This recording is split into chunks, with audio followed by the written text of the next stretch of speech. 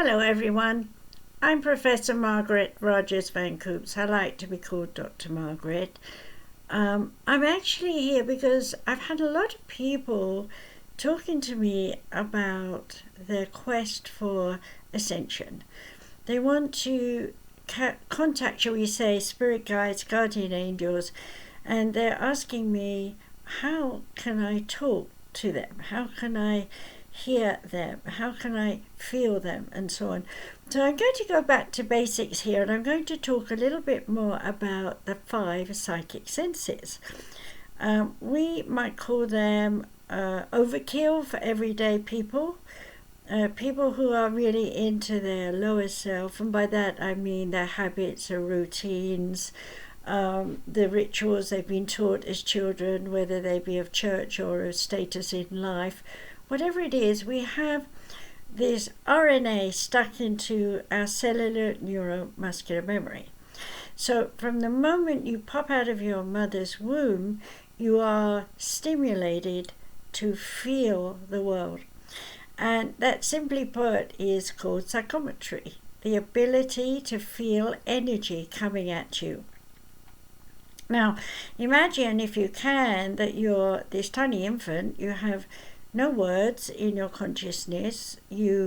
All you know is instinctively that you want to look at people, watch them, and without knowing why, suddenly find yourself feeling, I don't like that person, without words. In other words, separation.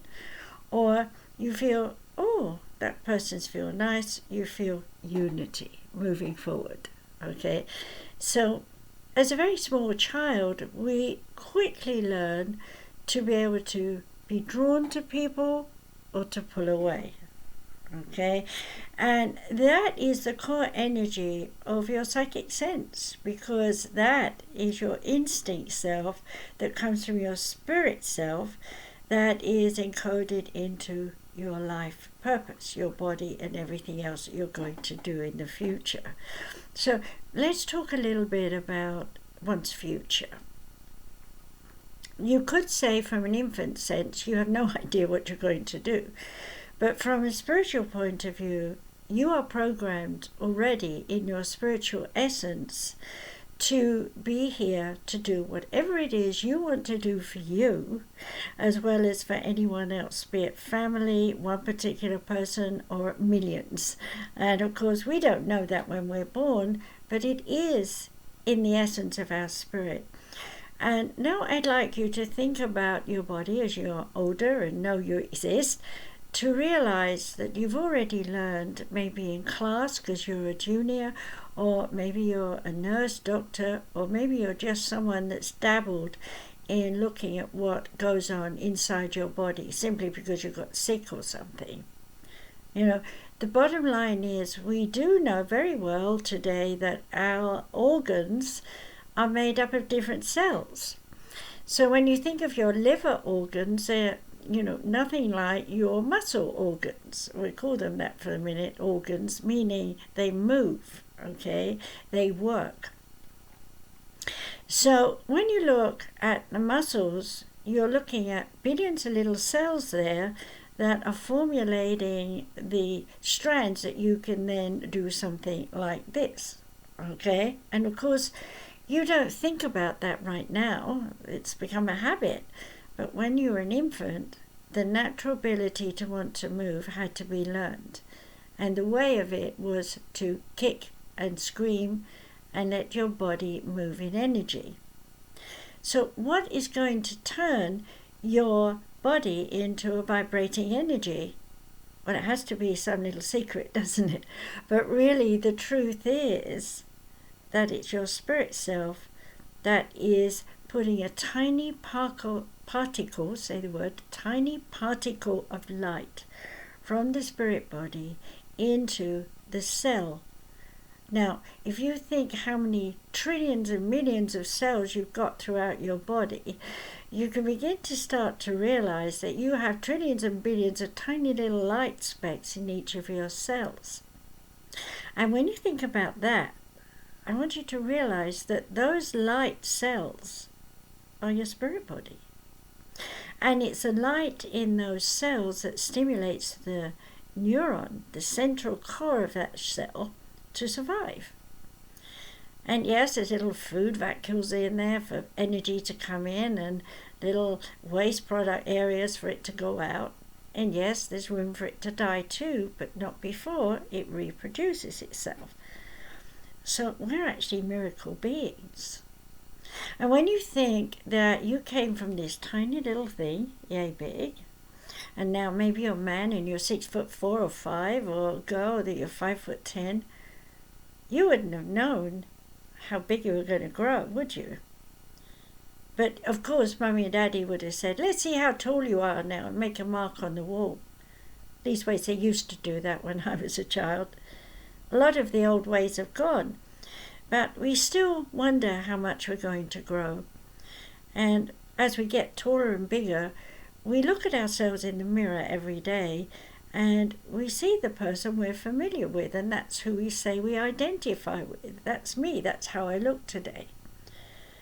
Well, I'm looking at me now, and I'm 78 years old, and I can see my old young girl face in me, but I really don't look like the me that was 40 when my face was full and I was fat. In fact, I was looking at some of the shows that Katie Kamara, my partner's, put up of my husband Stephen Van Coops, now deceased, and myself. We were making video shows that were in proper, video shows made in public access. And those were aired all over LA and in some parts of Arizona. And now the years have gone by and we've put them up again. And I thought, I'll watch. And I was astounded to see this person I didn't recognize. Couldn't even remember looking in the mirror at me the way I was. And I'm saying to you right now, can you have a flashback of you looking in the mirror at you when you were 10, or if you're older now, maybe 30, or if you're still older, maybe 60? Okay? It's very difficult because our conscious mind looks at what we see today. And yet, our subconscious mind is full of memories of the things that we did. And we have an association with those things we did with what we call cellular, muscular, neuro, medical sense here. Cellular, neuromuscular memory, something I created back in my 30s, which now everybody uses because it's written in my books, on my talks, everywhere. And we take it for granted. But when I first said all those things, people said, what are you talking about? Because people didn't realize that every cell in the body has a memory relative to movement, relative to feelings, relative to visions, touch, and so on. So yes, your biochemistry is a computer. It's all stored throughout your being. And if you're fit and healthy, which I hope I am, then you should rejuvenate and revitalize every time you meditate, every time you think about an old memory, the part of you that goes, wow, I do remember that, but it's not relative to today, so I'm not bothered about it anymore. So it doesn't bother me, it doesn't upset me, it's just is thing. Well, unfortunately, most of us with COVID right now aren't in that space. We're in that space of saying, oh my goodness, if I catch it, what will happen? I've got this bill to worry about, I've got that person to worry about, and what if they get really ill and I have to bury them, and so on, and I haven't got any money, and the list goes on. Where do you think you learned all that? By your family. Your mum, your dad, your auntie, your uncle, your cousins, your extended family, your grandmas, your grandpas on both sides, if you've seen them. And if you've seen the elder generations before that, because there are some kids now living who are fourth generation in a family. So what you've got is a look you see and copy you see and be who you are, who you see. And that goes into your muscles, into your nerves, into every part of your body. But more importantly, your spirit, that little white light in every cell, is actually recording it and putting it up in your brain as an image. And that image is attached to your muscular nervous movements. Everything that you do. So if I want to put my hand up and touch my face, I didn't think, how do I pull my hand up and how do I touch my face?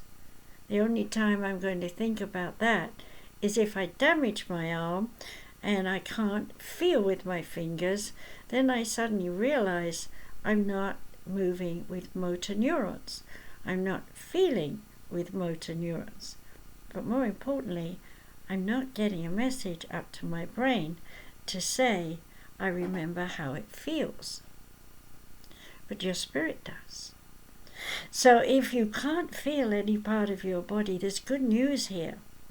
All you have to do is redirect your spirit consciousness to find a new neural pathway. Now, that sounds like, well, how could I do that? Well, I've got meditations and things that I can share with you, but more importantly, I want you to understand that when you go on your computer and you pull up the page you want to see and you're busy working on it, you're not aware of how many other programs are running behind it. It's the same with your brain. When you pull up an image and respond to it, you're not aware that you've only chosen one signal, as it were, one feeling, one thought. It might be that that one feeling or that one thought suddenly creates a shooting pain through your head. And you think, oh, headache, oh, gone. What was that? It was a memory that was traumatized sometime in your life associated to what you're thinking right now. And you relive it. It might be that that moment was a confusing moment. So your brain doesn't quite know what to do, so it gives you a confusing signal. Oops, a little pain. Everything that we feel in our body comes from the birthing, from the psychometry. So when you popped out of your mum, the first time you felt anything on your physical body was the pressure of your mother pushing you out. The pressure of the womb and the pressure of the journey out. And then hands handling you. And immediately your psyche kicks in. Your spirit takes over to make sure your body lives. Isn't that wonderful? Your spirit kicks in every cell with that little light. And immediately your instinctive self is aware. And when that happens, whoever's handling you is also giving you an emanation of their aura. And so that's your first imprint. And if that happens to be someone who's just had an argument with the doctor around the corner, out of sight, out of mind, and you don't know because you don't understand that anyway yet, all you feel is the anger, the rage. And to you, that's your first coding. Now you might say, oh my God, is that why I get angry when people get around me? Well, in a way, yes. But it's primary. In other words, it's infantile. You can't control it. It just comes up. So in order to have that emotion to come up, you have to have someone come into your life and stimulate it as you get older. So, hey, when you're born, you might be the second child or the third child, and the older ones take your toys. And they push you and shove you or something. And from nowhere at all, you suddenly find yourself fighting back. And you want to hit out and hurt them. And you don't realize that you're running someone else's emotion through your body. And that's RNA. On the other hand, maybe when you pop out, there's some loving hands who just are so warm and gooey, and you just feel like you're in paradise, for want of a word, that you don't have then. Like you're back in the spirit world, if you like. So easy. And that will be your first feeling of love, of being accepted. Now, we have to admit that birthing baby is not easy for mum. It's a pretty painful journey, and I know all about that, having had 4 children. And some of us even have to have surgery, because baby's not coming out the right way. So imagine what you're like inside the womb, and suddenly there's an opening and you're being yanked out of your nice, safe place. Well, they try and make it not traumatizing, warm, cozy and nice. But you can't take away what is happening when the brain kicks in, the touches happen, and the energies of the people working around you. So, for example, if you're a sudden cesarean birth, okay, maybe they're very concerned about mum because mum might be dying. And though you don't know that, or you might know it spiritually, but you don't know it as an infant, you will have within you a concern about death, even though you don't know what death is then. It's just a feeling. So my point here is that we are all programmed with the first impressions of psychometry, and we go on to use it day in, day out for the rest of our lives until we leave. And when we leave, we use it as we did to come in to leave. We feel our dead relatives, granny, grandpa, could be a stranger up the road that you've forgotten about. Because after all, when you see someone you know is dead and you've forgotten about them, it reminds you you're passing over. So it makes it easier for you. And who knows, some emotions of joy and pleasure, delight, music, whatever you want, it's there for you. Because you're the light. And when you leave your body, all those tiny speckles in all those cells around your body leave the physical body and congregate together above the physical body, where you then feel alive again, happy, whole, perfect, because you see your spirit body has the memory of living in your physical body, and with it comes the history. So you're going to see the people you hope to see, and you're going to see the people you don't want to see. But you go into the astral and the spirit world, and there you'll process it, and you'll come to a balance. Now let's say you've lived a life of anger and rage, and here you are lying on your deathbed, and you're thinking, they'll never accept me, I'll be in hell and all that, because you believe that. Well, yes, you could arrive in hell. Could be hell doom and gloom in terms of nasty people staring at you and energies coming at you, but it's all in your spirit mind. It's not real. You see, in the oneness, everything that we are is that we are. So if you want to have memories conjured up as you in an old house where it was haunted, okay, you're going to have it until you realize you don't want it, and then you let it go. Because in the astral, it's all about looking at you, not just in this life, but in other lives. So let's come back to you being born again. So you've learned about psychometry now. Let's talk about vision. When my generation was birthing babies, they were all born with their eyes shut, very sleepy and dozy and not really with it. But every so often we used to have one baby that didn't seem to sleep. And that was my first child. All night long, crying, talking, screaming, yelling, because I don't know talking yet. So you have to understand that crying, yelling was all about, I'm here and I'm lonely and I don't know who's here and I don't know what I'm doing. Okay, I'm going to cough on this one. Clear my throat chakra. I didn't know what I knew today. I was only 20 when I had my first child. But what I do know today is that his spirit came in with all the sparkles in all the cells with a memory of a past life where he had been deaf and dumb.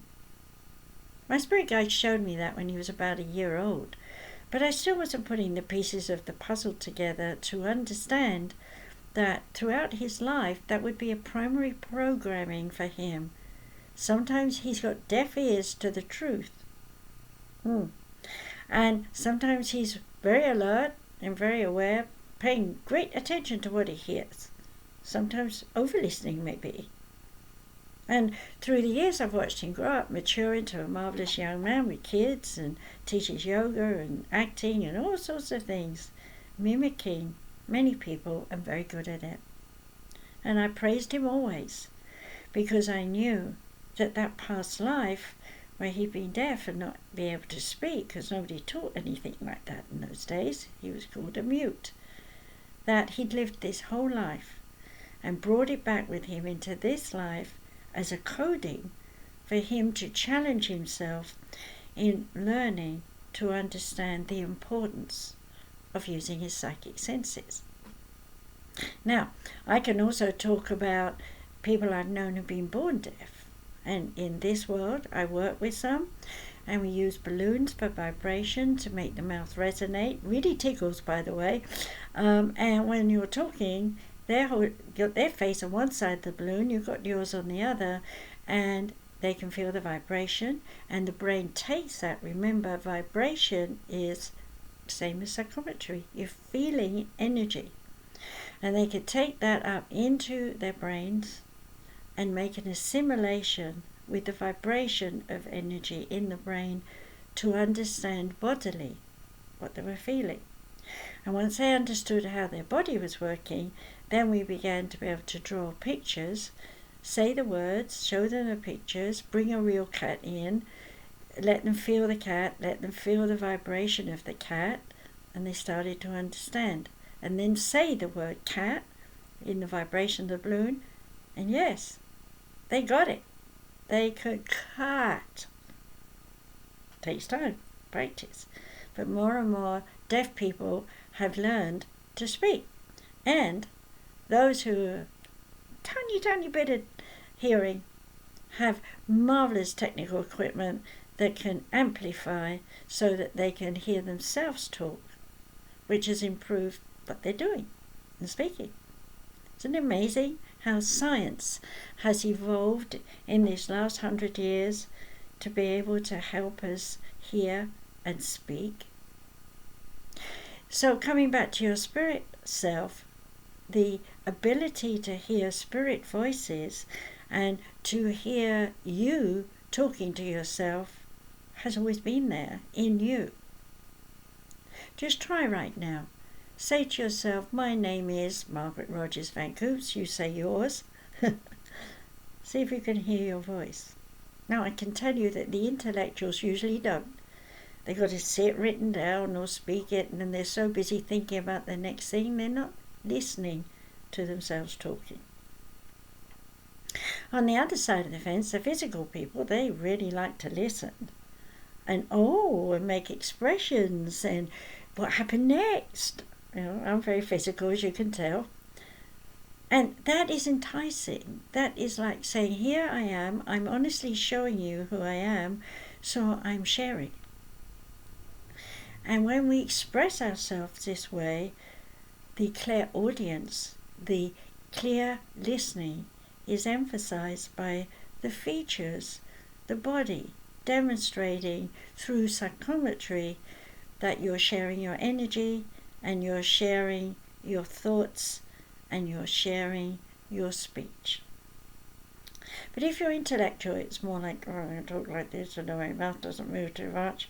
I've got this kind of straight poker face, and I don't want you to know what I'm talking about because I'm thinking of a million and one things at the same time. Well, that was a little acting role there. I wasn't thinking of a million and one things because a physical cannot think of a million and one things while they're focusing on one thing. But an intellectual can, because they're locked out their feelings.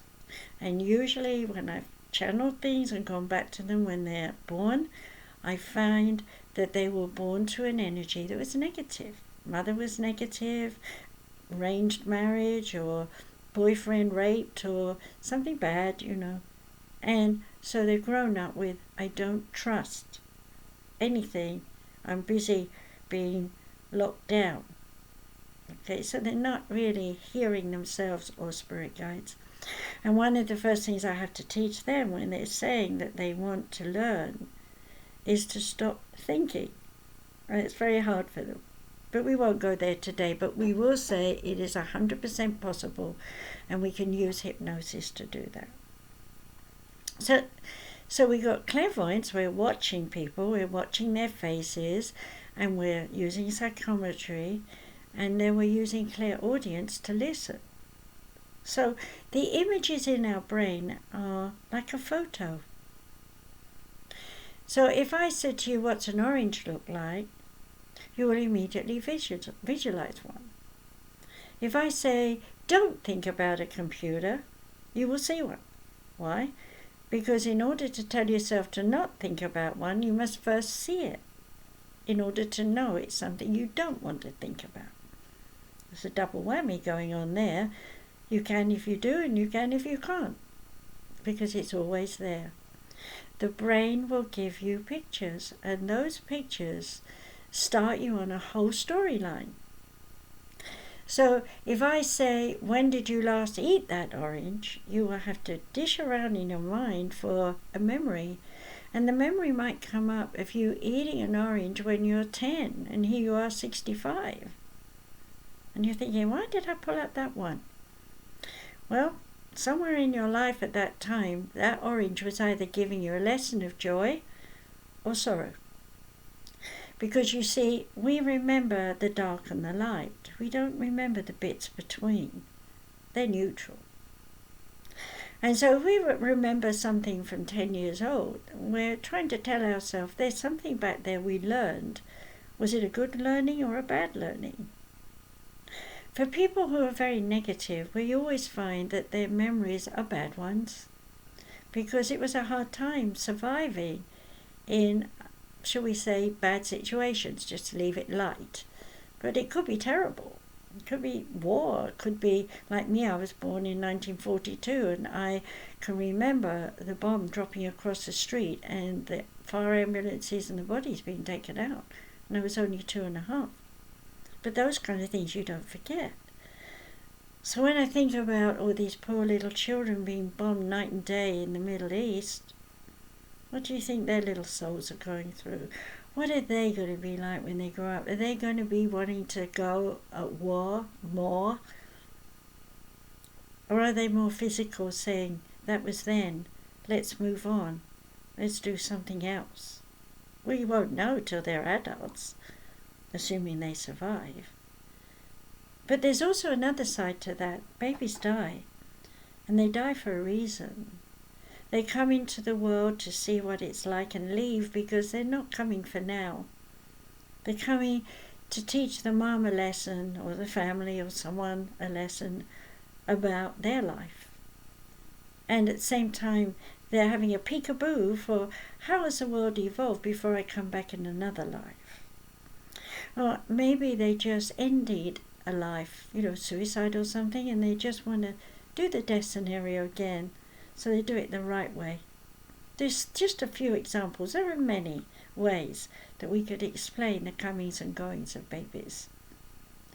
And I want you to understand that whatever it is, they always leave a mark in the hearts of mankind, because we all see children as innocent babes. But they're not really. They're loaded with programming, soul structure programming from ancestors, mothers. Whole time she's carrying the baby, every detail is in them. Everything they interacted with, or person, or situation, from dog to stranger to doctor to daddy, there's just so much. And this child has it all. Just doesn't know it consciously, but the spirit self does. So we've talked about clairvoyance, seeing images of people, faces, situations, and making a process of belief around what is seen. And then listening to what people say, good or bad, and making a process around that. That's your program in your mind that has been running in your personal computer, your biochemical personal computer, every day of your life. And if you're loaded with a lot of negativity, then, hey, it's hard for you to see this world with light and glory and peace. But there is always a calling in the spirit of every child to find the way to ascension, to find an understanding of true love. So of course when we're teenagers, we're immediately stimulated to find true love. And we think we found it. He's the most gorgeous thing I've ever laid my eyes on. We get involved, and then comes the bad part. He's found someone else. He doesn't love me anymore. Or maybe you found out he's not such a good Prince Charming. He's more of an idiot, and you're just bored. And you want to be with someone else, and you break his heart. So it's a two-way street. And why do we do that? Well, because we have to understand physical love is very different from divine love.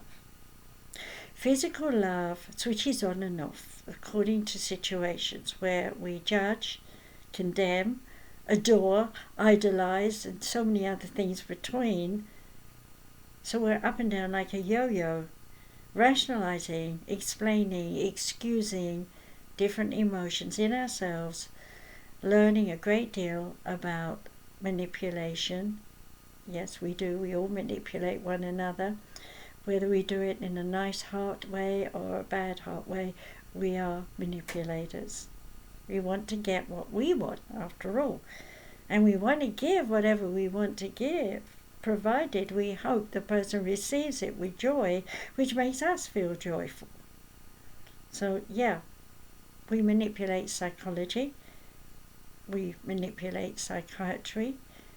We manipulate our heart, thoughts, feelings. How do we know the difference? How do we know a pure love feeling versus a manipulated mental, physical love feeling? It's easy. You're busy thinking about it instead of just being loved in the moment. I've seen many people over the years where, they've been given love and attention, and they immediately, I'm embarrassed. I can't handle that. It's overwhelming. Or bursting into tears. Nobody's told me they love me that much. I can't believe it. I'm not worthy of it, and so on. We don't have to earn love. It's just there for us when we need it. And it's given freely, divinely, by the oneness.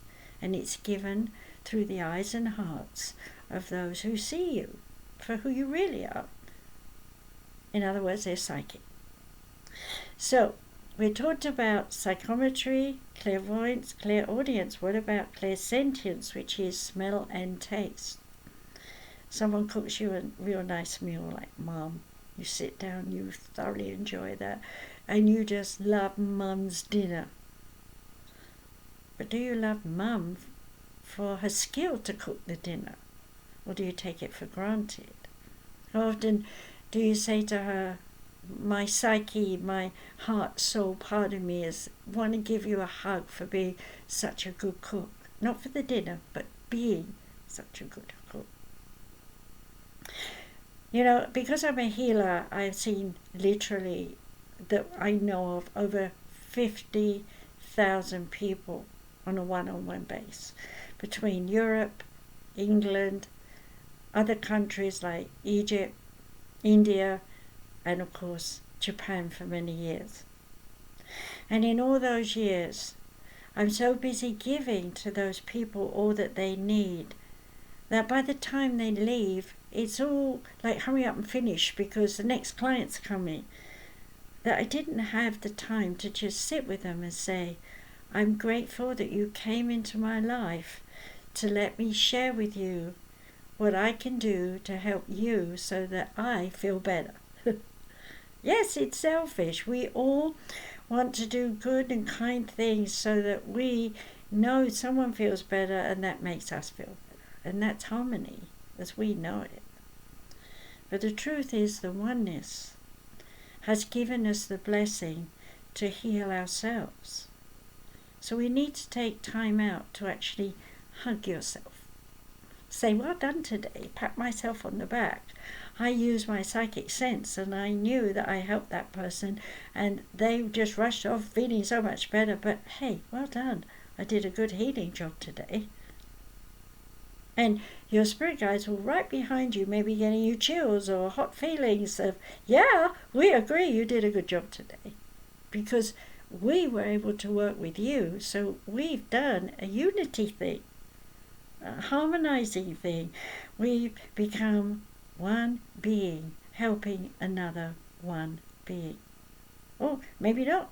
Maybe that one being that's come to you for help has a company of negative people who we call earthbound who need to be saved as well.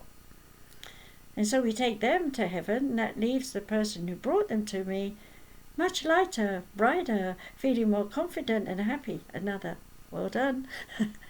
You see, we all have to be grateful for our everyday self as well as our spiritual self.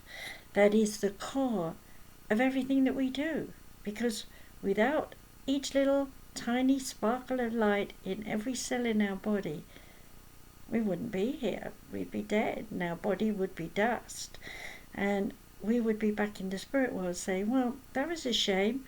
You know, I did a lot of stuff and I don't remember any of it because my spirit wasn't attached to my body. Well, it's impossible. I mean, how are you going to motivate yourself if your spirit wasn't attached to your body? So the next best thing, okay, I'm dead, but I don't want to be in the spirit world. Oh, look, there's a psychic. I'll attach to her and I'll be her guide. Only they're not spiritually ascended. They just recently passed out of their body and they don't know where heaven is, so they don't find it because they don't want to see it, because they think they've been naughty and therefore they won't get into the pearly gates that Peter is busy, watching who's coming through, which is not true, of course, made up thing by mankind. No one is going to be standing at the gate checking you out, because everyone is expected to return, because after all, we are all the oneness. And when I say that, I want you to also know that there are a lot of people right now who are out there saying, I've encountered an alien. That includes me. Many times. I've even been on the ships. But hey, I couldn't write that in my book, My Journey into an Unknown World. Well, I think, was that what I called it? No, My Journey into the Oneness. That's what I called it. Right. And that's available on Amazon. All my books are being restructured because I've written so many, they're changing the backs and putting them up again, so be patient if you can't find them in a physical form, but I know they're up there with ebooks. Just put my name in on Amazon, put ebooks, and I'll come up. So, coming back, I'm not really preaching here, but I want you to understand that everything that we are is a part of the oneness. So if you and 7 billion, is it, people here on this planet right now, all down, we all have a collective consciousness, which is we want change. Now, some people want change and they're having wars on it. Other people want change because they've been flooded out and their crops are all dead and the fish are dying. Other people want changes in health because everyone's got COVID. Other people want engineering and technical stuff that's more advanced, so they're busy designing and not really paying much attention to the suffering in the world. There's a lot going on. It's all about change. And yes, we can see governments across the world, in countries all over the place, trying to reassess the way they're going to help the people. Not control the people, help the people. And we have to do our bit too, as individuals. We have to, like me, I'm doing my show, talking to you. And like other people, standing on a bucket in the street, saying something. I remember doing that when I was, about 7. There's a place in Hyde Park Corner in London where people used to stand on soapboxes and talk about their thing, and people would gather around and listen to their thing. And my dad took me there, and I was only, as I said, small, with small shoes. And Dad talked to some man, and he said, my daughter needs to have the experience. Would you let her stand on your box? Well, he was standing on his own box, so he gave me a bucket to stand on, which I might add was quite strong in those days because they were galvanized buckets. And I stood up, and then the gentleman said that I was going to give a talk. And I looked around, and all the people came around to listen to me. And suddenly I was talking about being fair, and I remember that, being fair to people. I don't know what I said more than that, but I remember that at that time I had been treated unfairly in school. So whatever I said had a connection. And that was really my first channeling moment that I did in public. And when I finished, which wasn't very long, I think probably 5 minutes, so what does a kid know? I got clapped.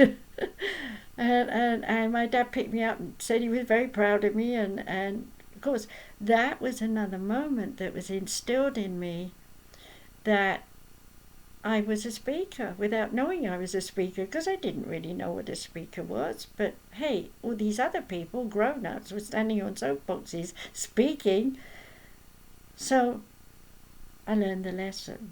And there are many things that you can reminisce about things you did in the past. But am I going to stand up and talk like a 5-year-old? No, I think I was near 7, 6 or 7. Before my mum had her surgery, so I know I was young. But, the bottom line is that whatever I did, I don't stand up today and talk like a 6-year-old, like I'm talking to you. But there are people who carry their memories like that, and they carry on like they're a child. Oh, I can't do this. I'm kind of scared. Body language here.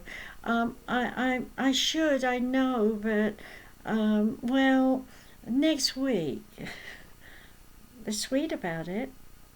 Then there's others who come on, it's like, your fault, everything's gone wrong, it's your fault, you didn't do this for me and you didn't do that.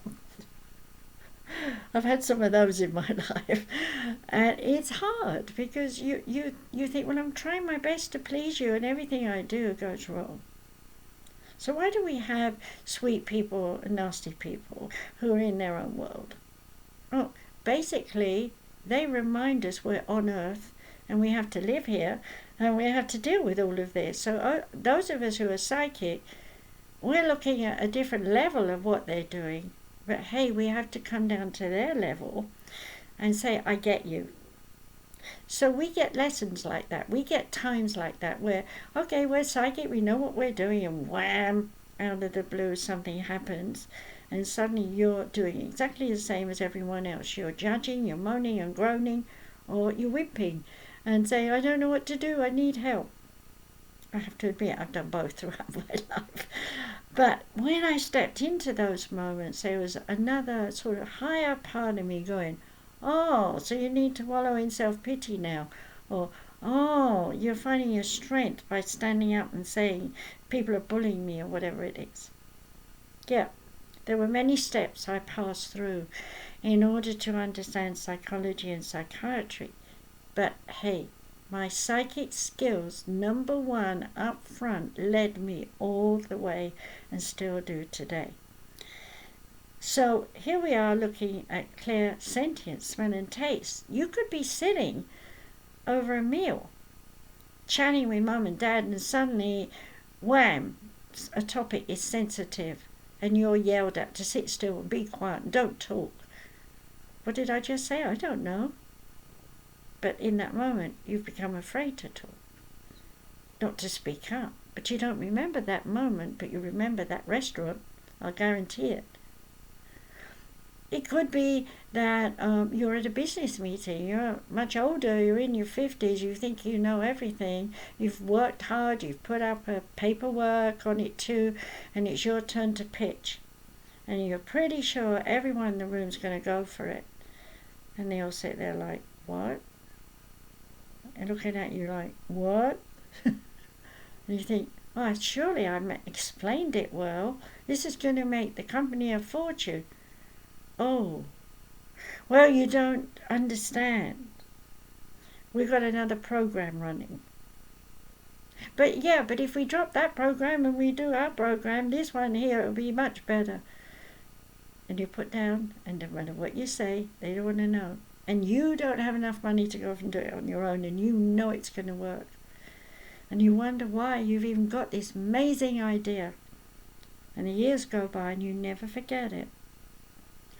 Until one day suddenly someone walks in your life and now circumstances have changed. I can give you an example. I wrote a screenplay called Regenesis. And I'm not dropping names because I don't have to, but the bottom line, 3 well-known directors contacted me about wanting to do it, including Orion Pictures.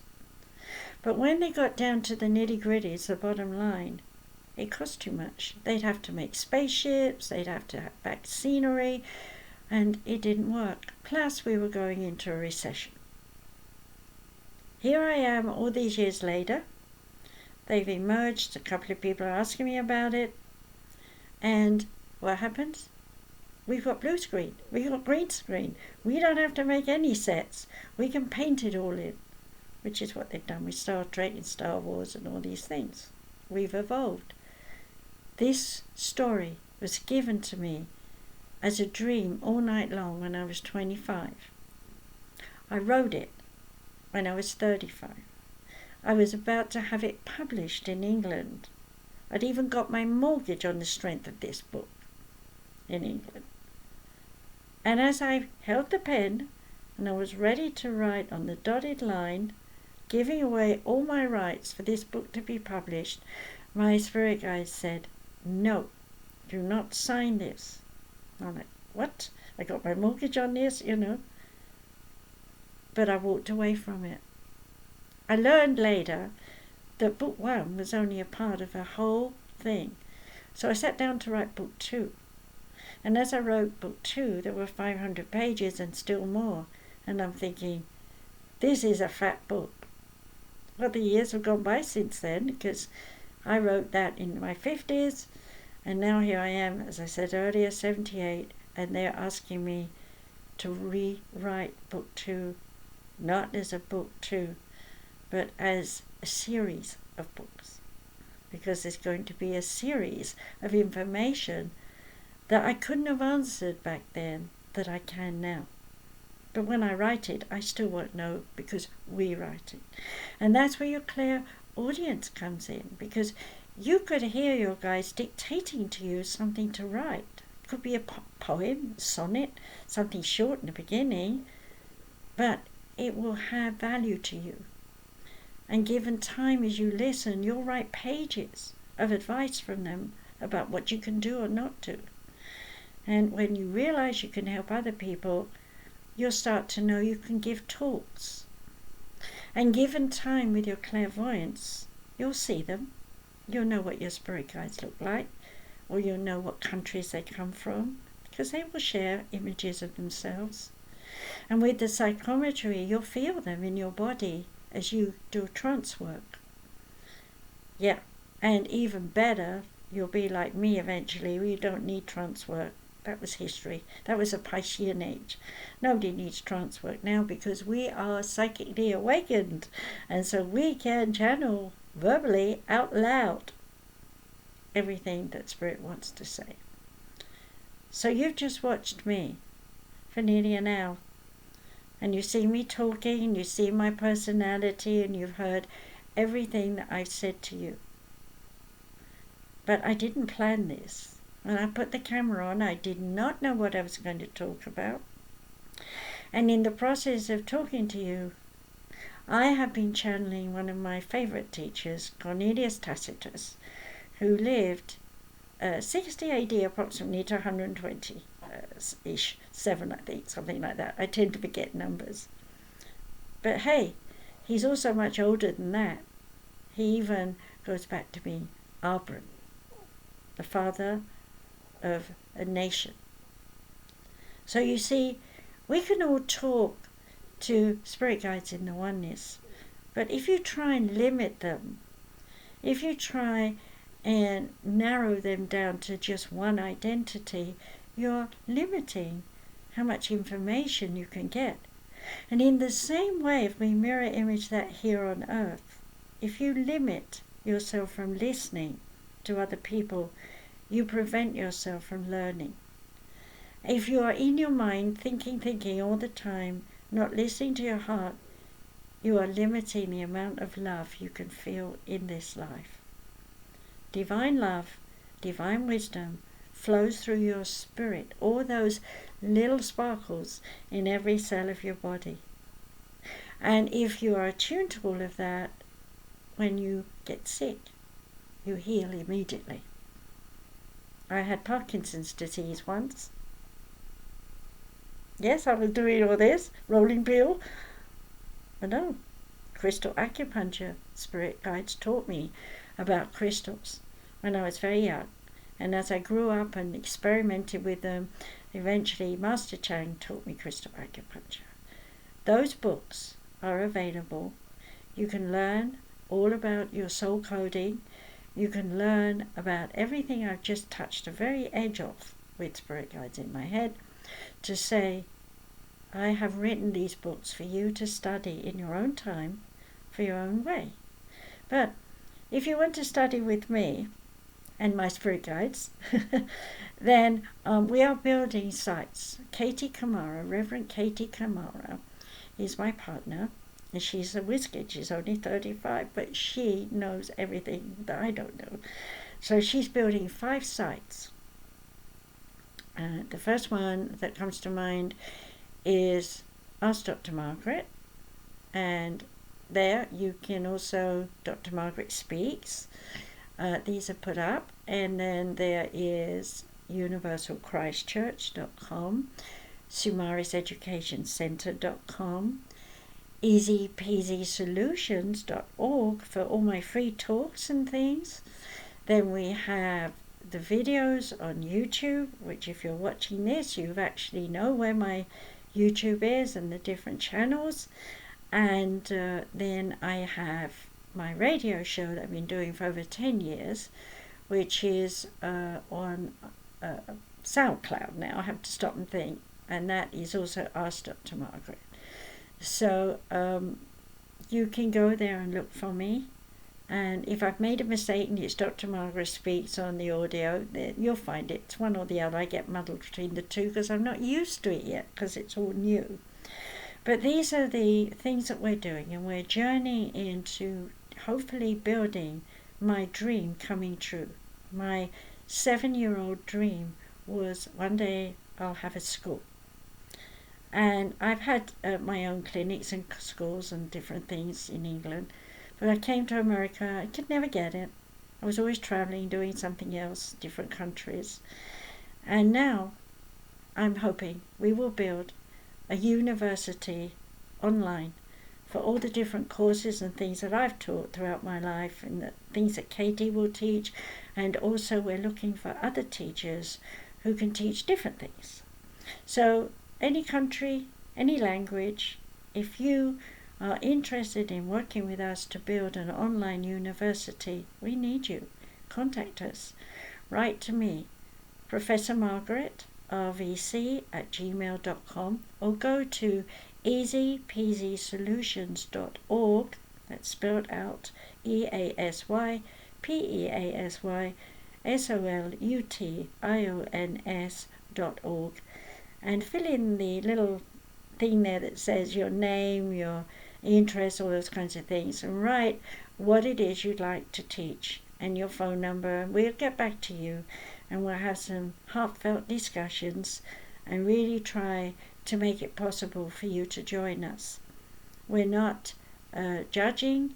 However, we do have to say this very clearly because of the children and all the people in the world who do not want to be harmed, that if you have a history of violence and you're raping and all these horrible things that people would talk about, please don't contact us, because we do a research on your background. We have to. So, okay, on that note, I'm sorry.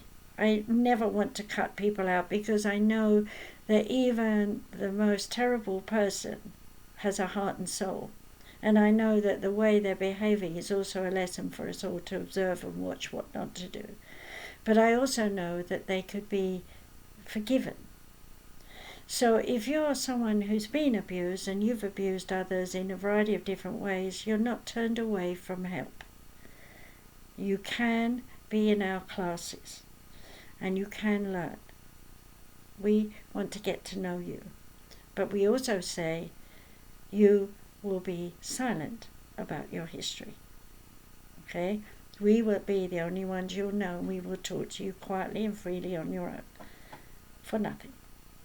So, yes, we have a lot through Universal Christ Church to share with love under the spiritual listings of religion, philosophy, where we will help you if you're hurting for free. So go to that sign, universalchristchurch.com, all spelled out as you hear it, and fill in the form there and say what your issue is. Leave your phone number. We will call you back, and we will help you with whatever is troubling you.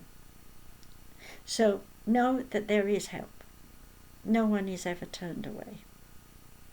If you're a practitioner and you're wanting to learn more, then Sumaris, S-U-M-A-R-I-S,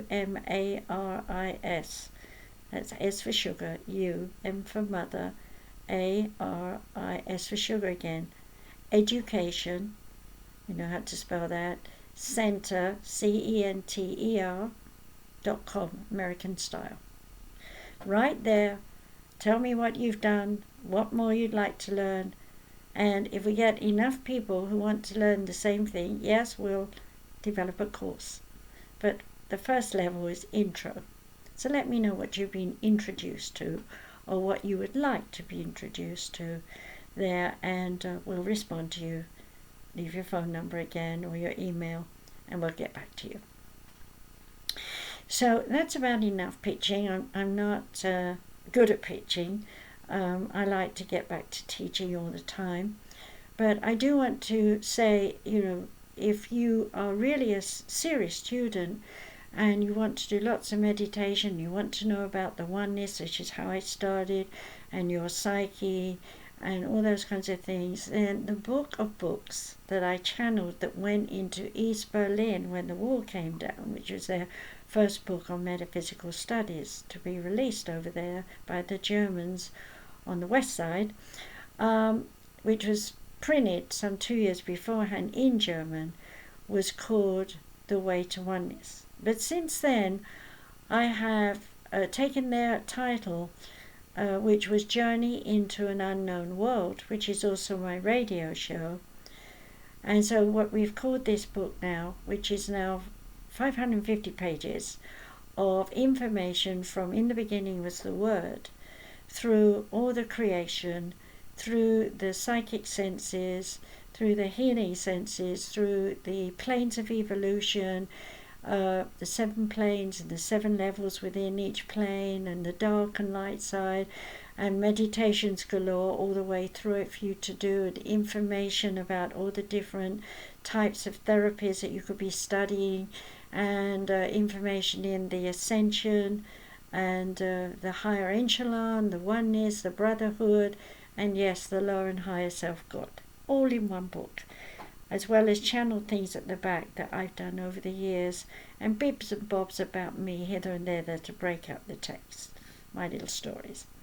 So if you want that book, I suggest you buy the softback, because it's also up in a hardback, but it's something you'll want to go back to time and time and time again.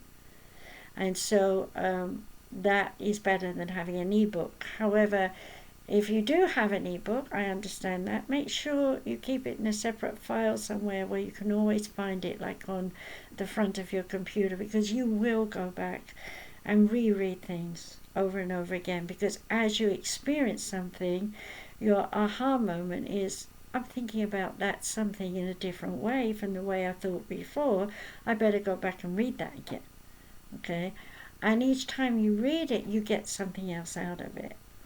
I've had students highlighting pages galore and coming to me with loads of questions. And I do want to say here that as much as I'll answer all your questions, I also want you to realize that the questions always are complicated, but the answers are always simple in the oneness. They're not complicated. We here on earth make these complicated. Well, I've done an hour here talking with you, and I hope you've enjoyed my little chat here with the oneness, and Cornelius being here to help me give you that. Do go in and fill out your name on any of the sites I've given you. And if you'd like to listen to my radio show, just go to SoundCloud and look for, I think it's Dr. Margaret Speaks, and I'm thinking about it, but have in the back of your mind, if that's not working, ask Dr. Margaret. And I haven't got the paperwork in front of me, and as I said, I always forget. So on that note, I say thank you for listening, and please do share, because there's always someone out there that can benefit by listening to some of the things I talk about. So be well, be safe, be happy. Bye-bye.